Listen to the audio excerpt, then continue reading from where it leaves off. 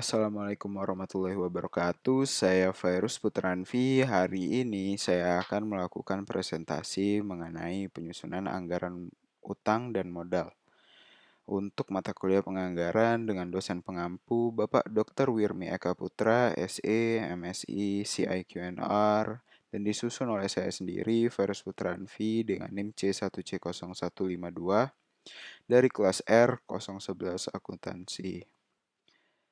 Baik, yang pertama saya akan menjelaskan penyusunan anggaran hutang dan modal. Anggaran utang merupakan anggaran yang merencanakan jumlah utang pada waktu yang akan datang. Penganggaran modal adalah proses menyeluruh menganalisa proyek-proyek dan menentukan mana saja yang dimasukkan ke dalam anggaran modal. Modal yang dimaksudkan dalam bahasan pokok ini disebut juga dengan modal sendiri. Modal sendiri adalah selisih lebih harta atas utang. Penyusunan anggaran modal di sini berupa anggaran perubahan modal. Anggaran perubahan modal antara badan usaha yang satu dengan badan usaha yang lainnya berbeda. Selanjutnya ada jenis-jenis utang. Yang pertama ada utang jangka pendek atau short term debt, atau utang lancar atau current debt adalah yang adalah hutang yang berjangka waktu paling lama 1 tahun, seperti utang usaha, beban terutang, wesel bayar, kredit modal kerja, dan lain-lain.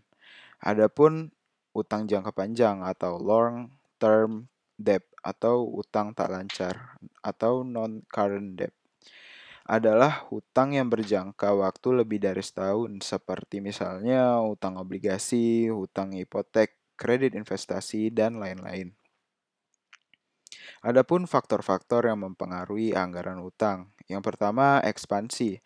Pada umumnya, ekspansi hanya membutuhkan tambahan modal kerja karena perusahaan bekerja dengan kapasitas produksi yang sudah ada. Struktur modal yang kedua ada struktur modal.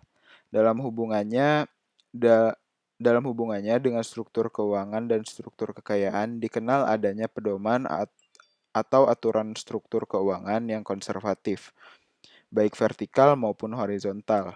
Aturan struktur finansial atau struktur keuangan konservatif yang vertikal memberikan batas imbangan yang harus dipertahankan oleh suatu perusahaan mengenai besarnya modal asing atau utang dengan modal sendiri. Baik, sekian presentasi dari saya hari ini tentang penyusunan utang dan modal. Jika ada lebih dan kurang, saya mohon maaf. Saya menerima kritik di kolom komentar. Terima kasih.